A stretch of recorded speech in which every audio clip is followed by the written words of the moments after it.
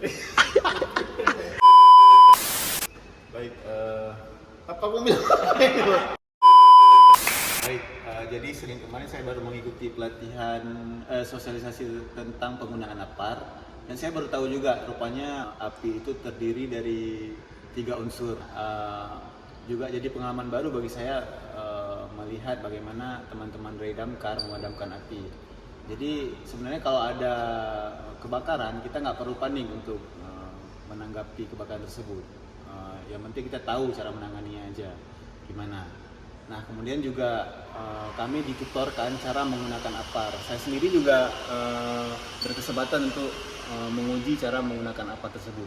Rupanya nggak sesulit yang kita bayangkan menggunakan APAR itu. Tinggal dicopot apa istilahnya itu, knopnya aja. Kemudian dipres aja, udah semprotin aja ke apinya yang membara itu, nanti padam sendiri dia.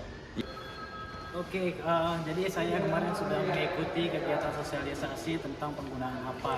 Ternyata penggunaan APAR itu tidak terlalu sulit ya. Nah dari sosialisasi itu jadi saya tahu ternyata ada beberapa jenis APAR. Di dalamnya ada mengandung air, busa, dan CO2. Nah selain itu kami juga langsung ikut pelatihan menggunakan APAR-nya. Nah saat pelatihan itu ternyata tidak sulit. Jadi hanya mengambil pinnya, lalu menekan apa namanya ini semacam tang ya, semacam tangnya, lalu pegang ini selangnya, lalu diarahkan ke api. Nah, tinggal arahkan saja sampai apinya mati. Oke, 3 kata untuk kegiatan kemarin, Bang. Meriah, keren, dan hebat. Oke. 3 kata, Bang. 3 kata untuk kegiatan kemarin. 3 kata untuk kegiatan kemarin, luar biasa, mantap, jos.